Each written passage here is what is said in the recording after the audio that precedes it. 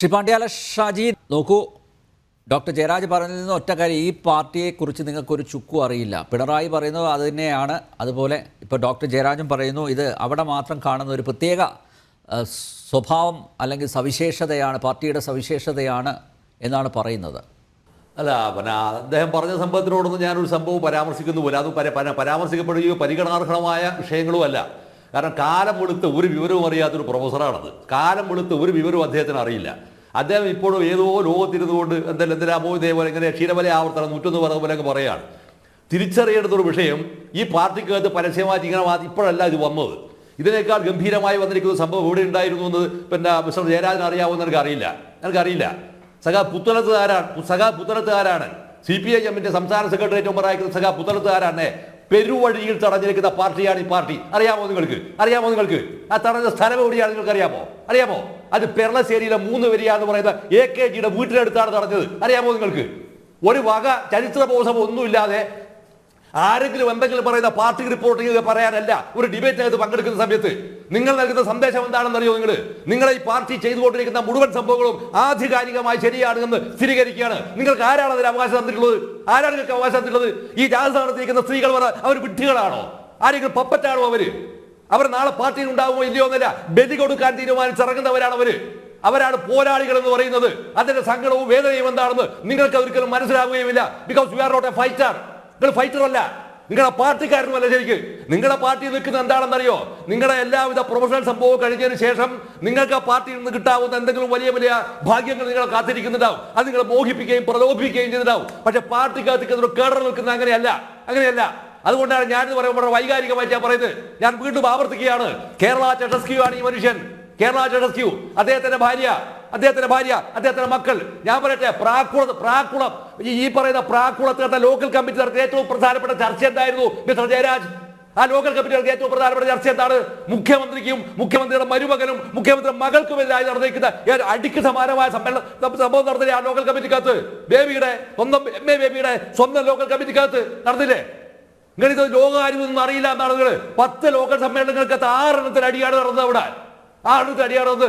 ഞാൻ നേരത്തെ ഉന്നയിച്ചൊരു വിഷയം ഉണ്ടല്ലോ, ഈ പറയുന്ന കരുനാഗപ്പള്ളിയിലെ ബാറിന്റെ വിഷയം. നിങ്ങൾക്കത് അറിയില്ലേ? കൊല്ലം ടൗണിനകത്തെ ബാറിന്റെ വിഷയം നിങ്ങൾക്കറിയില്ലേ? നിങ്ങൾക്ക് ആര്യങ്കാവ് തെന്മല ഭാഗത്ത് വരാവുന്ന സ്പിരിറ്റ് ലോബിയെ കുറിച്ച് നിങ്ങൾക്കറിയില്ലേ? നിങ്ങൾക്കൊന്നും അറിയില്ല എന്നതിന്റെ അർത്ഥം എന്താണെന്നറിയോ? നിങ്ങൾക്ക് കൊല്ലം ജില്ലയിലെ പാർട്ടിയെ കുറിച്ച് ഒരു മണ്ണാങ്കട്ട നിങ്ങൾക്കറിയില്ല എന്നാണ് അർത്ഥം. ഒരു മണ്ണാങ്കട്ട നിങ്ങൾക്കറിയില്ല. നിങ്ങൾക്ക് ഇവിടെ തിരിച്ചറിയേണ്ട വിഷയം എന്താ അറിയോ?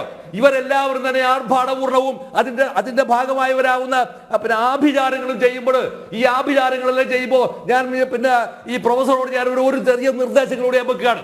ഏതാണ്ട് കുറച്ചു മുൻപ് ഒരു ചെറിയൊരു ആത്മകഥ SP കാട്ടെ അധികാരി ഇവരുടെ ഇൻസ്റ്റിറ്റ്യൂഷൻ പുറത്തിറക്കി വളരെ ചെറിയ ഒരു പാംലെറ്റ് പോലത്തുണ്ടായിരിക്കുന്ന ഒരു ജീവരേഖയുണ്ട്. AB ബർദാന്റെ ജീവരേഖയാണത്. ആ AB ബർദാന്റെ ജീവരേഖക്കകത്ത് അവർ എഴുതി വെച്ചിട്ട് സംഭവം എന്താ പറയുക? മരിക്കുമ്പോൾ അയാളുടെ ഉച്ചത്ത് എന്താണെന്നറിയോ നിങ്ങൾ? അദ്ദേഹം പുറത്തു പോകുമ്പോൾ ധരിക്കാറുണ്ടായിരിക്കുന്ന ഒരു കോട്ട്, ഒരു പാൻറ്, ഒരു ബാഗ്. ഇതാണ് അദ്ദേഹത്തിന്റെ സമ്പാദ്യം എന്ന് ഇതാണ് അദ്ദേഹത്തിന്റെ സമ്പാദ്യം. CPM-ന്റെ മുൻ പോളിറ്റ് ബ്യൂറോ മെമ്പർ, മുഖ്യമന്ത്രിയാക്കി നിർമ്മൽ ചക്രവർത്തി മരിക്കുമ്പോൾ എന്താണ് അദ്ദേഹത്തിന്റെ സമ്പാദ്യം? ഇട്ട ഷർട്ടും മുണ്ടും മാത്രമേ ഒന്നുമില്ല, വേറൊന്നുമില്ല. നിങ്ങൾ ഈ പാർട്ടിയുടെ നേതാക്കന്മാരാക്കുന്ന കൊല്ലം ജില്ലയിലെ പാർട്ടി നേതാക്കന്മാർ ഓരോ ആളെ എടുത്തു നോക്ക്. ഓരോ ആളെ നിങ്ങൾ എടുത്തോ. ആടെ നിങ്ങളുടെ സഖാവ് NS കൊല്ലപ്പെട്ടു പോയിരിക്കുന്ന NS, ലോറി ഇടിച്ചിട്ട് കൊല്ലപ്പെട്ടിരിക്കുന്ന NS സഖാവ് PK ഗുരുദാസൻ ജീവിച്ചിരിക്കുന്നത് ഇപ്പോഴും. അതിനുശേഷം എണ്ണം പറഞ്ഞിരിക്കുന്ന ഒരു ജില്ലാ സെക്രട്ടറിയെ നിങ്ങൾക്ക് അവിടെ കൊണ്ടുവരാൻ കഴിയുമോ? കൊണ്ടുവന്നിട്ടുണ്ടോ? അവിടെ നിങ്ങൾ എന്നോടാണ് പറയുന്നത്. നിലവിലുള്ള ജില്ലാ സെക്രട്ടറിക്ക് അത് ഏറ്റവും ഗൗരവമായിരിക്കുന്ന ആരോ ഉന്നയിച്ചത്? അതും ഒരു എൻജോയ് യൂണിയനകത്ത് വിട്ടിരിക്കുന്ന സ്ത്രീ അല്ലേ? ഒരു ട്രാൻസ്ഫർ ആയിക്കൊടുത്തതിന്റെ പിന്നെ അവരെ ശല്യം ചെയ്തതിന്റെ പോലെ ഏറിയ കമ്പനി കൊടുക്കുന്ന പരാതിയുടെ കോപ്പി നിങ്ങൾ കേട്ടിട്ടുണ്ടോ? ഒന്നും നിങ്ങൾക്ക് അറിയില്ലെങ്കിൽ അറിയില്ല എന്ന് പറയാം. പക്ഷേ ലോകത്തോട് ഉണവിളിച്ചു പറയരുത്. ലോകത്തോട് വിളിച്ചു പറയരുത്. എന്തോ പറയുന്നത്?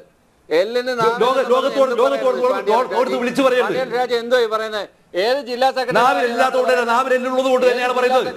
ഒരുപടി പരാതികൾ വിവിധങ്ങളായിരിക്കുന്ന ഘടകങ്ങൾക്ക് ഉന്നയിച്ചു എന്ന് ഈ സ്ത്രീകൾ പറയുന്ന സംഭവമാണ്. ഉന്നയിക്കപ്പെട്ടിരിക്കുന്ന പരാതികൾ ഒരിക്കലും തന്നെ നിർദ്ദേശിച്ചാന്നറിയോ?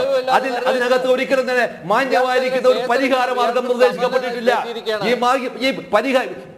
ഒന്ന് ഞാൻ നിങ്ങൾ സംസാരിക്കുമ്പോൾ ഞാൻ പറയട്ടെ, അനങ്ങിയിട്ടില്ലല്ലോ. പറയട്ടെ. നിങ്ങൾ പറയാൻ സംസാരിക്കുമ്പോൾ ഞാൻ അനങ്ങിയിട്ടില്ലല്ലോ. ഡോക്ടർ ജയരാജ് അവിടെ സംഗതി പറയാൻ ഞാൻ ഞങ്ങൾക്ക് പറഞ്ഞതിന് ശേഷം നിങ്ങൾ പറഞ്ഞോ. അതെ, ഞാൻ വരാം. പറഞ്ഞോ, നിങ്ങൾ പറഞ്ഞോ. ഒരാൾക്ക് പറയാൻ അതായത് നിങ്ങൾ ഇത്രയും ആന്റി ഡെമോക്രാറ്റിക് ആവില്ല, ഇത്രയും ആന്റി ഡെമോക്രാറ്റിക് എന്തിനാണ് ഇത്ര അസഹിഷ്ണുവാകുന്നത്? അവിടെ നിങ്ങളുടെ പാർട്ടിക്കകത്ത് കുഴപ്പമില്ലാന്ന് സ്ഥാപിക്കണം നിങ്ങളുടെ ഉത്തരവാദിത്തമായിരിക്കും. കുഴപ്പമുണ്ട് എന്ന് സമർത്ഥിക്കലല്ല എന്റെ പണി. ഞാൻ പറഞ്ഞത് പാർട്ടി ഇത്രമാത്രം അസംബന്ധമായ രീതിയിലേക്ക് വ്യതിചലിക്കപ്പെട്ടിരിക്കുന്നു എന്നതാണ്. പിന്നെ നിങ്ങൾ പറഞ്ഞേ പിന്നെ CPIM പിന്നെ സേഫ് ഫോറം ഗ്രൂപ്പ് പിന്നെ MU എന്നല്ലേ? ആ MU എന്ന് പറഞ്ഞ പാർട്ടി ഏതായാലും യുണൈറ്റഡിന്റെ പാർട്ടി ഏതാണ്? ഏതാ പാർട്ടി അത്?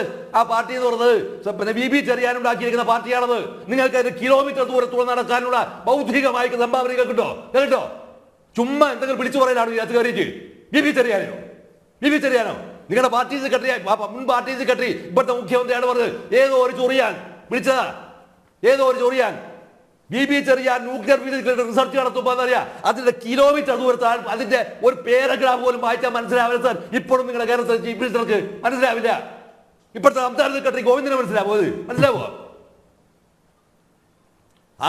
ആളുകൾ സമനില തെറ്റിക്കാൻ വിധത്തിൽ പ്രകോപിതനാകുന്ന രീതിയിൽ സംസാരിപ്പിക്കുന്നതുകൊണ്ട് വിയോജിക്കാൻ നിങ്ങൾക്ക് എതിർക്കാം, അത് വേറെ വിഷയമാണ്. പക്ഷേ പാർട്ടിക്കകത്ത് കലാപം ചെയ്ത് പുറത്തു വലിക്കുന്നവർ മുഴുവൻ തന്നെ അധമന്മാരും മോശക്കാരുമാണ് ചിത്രീകരിക്കുന്ന ഇടപാടുണ്ടല്ലോ. ആ ഇടപാടെന്നറിയോ ഒരു ബ്യൂറോക്രാറ്റിന്റെ ലക്ഷണമാണത്.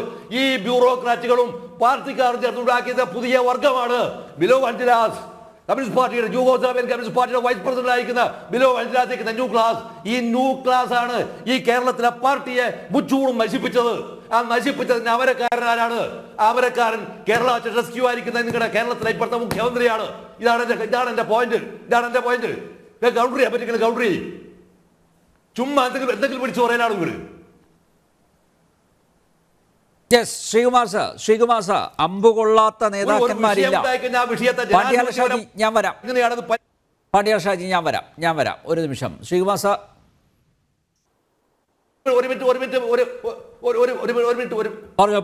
പറഞ്ഞോ. യെസ്, ഒരു മിനിറ്റ്. ഇതിൽ മറ്റൊരു ഉദാഹരണം CPIയുടെ മുൻ സംസ്ഥാന സെക്രട്ടറി ആയിരിക്കുന്ന സഖാവ് പന്ന്യൻ എന്ന പാർട്ടി സംസ്ഥാന സെക്രട്ടറി സെൻട്രൽ കമ്മിറ്റിയിൽ സെൻട്രൽ സെക്രട്ടറി നിൽക്കുന്ന കാലമാണ്. പന്ന്യൻ ഒരാളൊരു വാച്ച് കൊടുത്തു, ഒരു ഗൗരവമുള്ള ഒരു വാച്ച് കൊടുത്തു. ഈ വാച്ച് കെട്ടിയിട്ട് നടക്കുമ്പോൾ സഖാവ് വെളിയം ഈ സംഭവം കണ്ടു.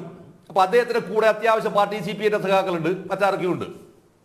ഇതെല്ലാം കഴിഞ്ഞതിന് ശേഷം എന്താ പറഞ്ഞാൽ പിന്നെ പാർട്ടി ഓഫീസിലേക്ക് പിന്നെ വെളിയെ പോയി. കുറെ കഴിഞ്ഞപ്പോൾ സ്വാഭാവികമായും പിന്നെ പന്ന്യൻ ചെന്നു കഴിഞ്ഞാൽ അവിടെ മുറിയിലാണ് ഇരുന്ന് കഴിഞ്ഞപ്പോൾ വെളിയം പന്ന്യനെ വിളിച്ചു. പന്ന്യനല്ല വിളിക്കുന്നത്, വെളിയെന്നങ്ങനെ വിളിക്കാം, പേര് വിളിക്കാം. രവി ഒന്നിങ്ങോട്ട് വരണമെന്നോ. പന്ന്യൻ രവിയായിട്ട് എന്ത് ചെയ്യാന്ന് പറഞ്ഞാൽ ഈ വെളിയത്തിൻ്റെ അടുത്ത് ചെല്ലുകയാണ്. എന്നിട്ട് വെളിയം പറഞ്ഞത് എന്താണെന്നറിയോ? ഈ വാച്ച് ഗംഭീരമായ വാച്ചാണ്, അത് കാശ് കൊടുത്ത് വാങ്ങാനുള്ള പൈസ ഒന്നും തൻ്റെ കയ്യിലില്ല എന്ന് എനിക്കറിയാം. പക്ഷേ ഇത്രയും ഗൗരവമുള്ള ഒരു വാച്ച് നിങ്ങൾ കിട്ടുമ്പോഴോ പാർട്ടി സഖാക്കൾ എന്ത് കരുതുമെന്ന് ഒന്ന് അന്വേഷിക്കണം, ഒന്ന് ആലോചിക്കണം. ഇത്രേ പറഞ്ഞുള്ളൂ. പന്ന്യൻ ഇന്നും വാച്ച് കെട്ടിയിട്ടില്ല. മിസ്റ്റർ ജയരാജ് ഇന്നും വാച്ച് കെട്ടിയിട്ടില്ല. അറിയോ? ഒരു കേഡർ അനുഭവപ്പെടുന്നത് എങ്ങനെയാണ്? ഒരു കേഡറെ അനാസക്തനാക്കുന്നത് എങ്ങനെയാണ്? ഒരു കേഡറെ ഫൈറ്റർ ആക്കുന്നത് എങ്ങനെയാണ്? ഒരു കേഡറെ ധാർമ്മിക ബോധം ഉയർത്തുന്നത് എങ്ങനെയാണ്? ഇതാണ് അടിസ്ഥാനപരമായ വിഷയം. ഇതാണ് അടിസ്ഥാനപരമായിരിക്കുന്ന വിഷയം. ഇത് മനസ്സിലാവണമെങ്കിൽ എന്ത് വേണമെന്നറിയോ? മനസ്സിലാവണമെങ്കിൽ ഒരു കമ്മ്യൂണിസ്റ്റുകാരന്റെ ഹൃദയത്തിൽ നെഞ്ചിൽ തൊട്ടണം, ധാർമ്മികതയിൽ തൊടണം. ഈ ധാർമ്മികതയെ തൊടാൻ കഴിയാതെ ഒന്നുമല്ല. നമുക്കെന്താണ്? നമുക്ക് വേറെ കാട്ടിലെ മരം തേവടയാൻ ആ വലിയടാ വലി. ഈ വലിയടാ വലി എന്ന് പറയുമ്പോഴാണ് ഈ കണ്ണൂർ ജില്ലയിലെ KBT 4757 CPIന്റെ ജില്ലാ കമ്മിറ്റിയുടെ കാറാണ്. ആ കാറിൽ ഈ പറയുന്ന മുഖ്യമന്ത്രി RSS കാർ വരുന്നത് ഒരു തവണ കയറിയതാണ്. പിന്നീട് മരിക്കുന്ന ഈ പറയുന്ന ഘട്ടം വരെ ആൾ ഇറങ്ങിയിട്ടില്ല. അപ്പോൾ എന്തായി? അപ്പോൾ പാർട്ടിയുടെ സംരക്ഷണമായിരുന്നു. പിന്നീടെന്തായി? ഇപ്പൊ സംസ്ഥാന സർക്കാരിന്റെ സംരക്ഷണം. ഇനി നാളെ അയാൾക്ക് എന്ത് വേണം? ഇന്ത്യൻ പ്രധാനമന്ത്രി സെറ്റ് കാറ്റഗറിയുടെ അമിത്ഷാ സെറ്റ് കാറ്റഗറിയിലേക്ക് വിടുന്ന ഒരവസ്ഥ അയാൾ ഇതിന്റെ പേരിൽ അയാൾ ഉണ്ടാക്കാൻ പോവുകയാണ്. മിസ്റ്റർ ജയരാജ് ഇതിന്റെ പേരെ ഉണ്ടാക്കാൻ പോവുകയാണ്. അത് എഴുതി കൊടുക്കാവുന്ന ആരുണ്ടാവുന്ന DGPമാരും ഈ കേരളത്തിൽ ഉണ്ടായിരിക്കും, DGPമാരും ഉണ്ടായിരിക്കും. അത് വേണം ഇയാൾക്ക്. ഇല്ലെങ്കിൽ കേരളത്തിലെ തെരുവോരത്ത് വെച്ച് ഇയാൾ ആക്രമിക്കപ്പെടുമെന്ന് ആരെഴുതും പുറത്തു പറയില്ല. പകരം അത് ഇന്റലിജൻസിന് റിപ്പോർട്ടാക്കി വ്യാഖ്യാനിക്കുകയും ഇതിനേക്കാൾ ആർഭാടപൂർണ്ണമായി യാത്ര ചെയ്യുകയും ചെയ്യും. അപ്പോഴും നിങ്ങൾ പറയണം ഇത് എവിടുത്തെ പ്രതിഭാസമാണ്, ഇത് ഓച്ചിറയിലെ പ്രതിഭാസമാണെന്ന് പറയണം. ഇത് ഓച്ചിറയിലെ പ്രതിഭാസമല്ല. ഇത് പാർട്ടി മുടിഞ്ഞ് അതിന്റെ ആത്മനാശത്തിലേക്കുള്ള യാത്രയിൽ, അതിന്റെ ആത്മീയ യാത്രയിലേക്ക് നാശത്തിന്റെ യാത്ര ചെയ്യുമ്പോൾ ഉണ്ടാകുന്ന സ്വാഭാവികമായ തവിട് ഒടിയലാണ്. ഈ തവിട് ഒടിയുണ്ടാക്കുന്ന യാത്രയുടെ ആരംഭം കുറിച്ചിട്ടേ ഉള്ളൂ. അതുകൊണ്ട് ഒറ്റൊരു കാര്യം കൂടെ പറഞ്ഞിട്ട് ഒരു വരി കൂടെ പറഞ്ഞ് അവസാനിപ്പിക്കാം. അതുകൊണ്ട് ചേട്ടസ്ക്യൂവിന്റെ ഭാര്യയും എവിടെയാണുള്ളത് എന്ന് ഇപ്പോൾ പറഞ്ഞിട്ടില്ല. ജനം തൂക്കി എറിഞ്ഞതാണ്. ഈ എറിഞ്ഞവരെ കടലിൽ എറിഞ്ഞിട്ട് ആ 2 ബോഡിയും ഇന്നേ അവരെ കരതൊട്ടില്ല. മിസ്റ്റർ ജയരാജ്, ഇന്നേ അവരെ കരതൊട്ടില്ല. അതുകൊണ്ട് കാലവും ചരിത്രവും ബാക്കിയുണ്ടെങ്കിൽ നിങ്ങൾ ഈ പറയുന്ന ഓച്ചിറയിലെ പ്രതിഭാസമല്ലേ ഇത്? 14 ജില്ലകളിലെയും ഈ പാർട്ടിയെ പിടിച്ചു കുലുക്കും ഈ സാധനം. നിങ്ങളുടെ മനസ്സിൽ കുറിച്ചു വെച്ചോ. That is what is going to happen. ഇത് മാത്രമാണ് ഇപ്പോൾ പ്രാഥമികമായ റൗണ്ടിൽ മിസ്റ്റർ നമ്പ്യാർ എനിക്ക് പറയാനുള്ളത്.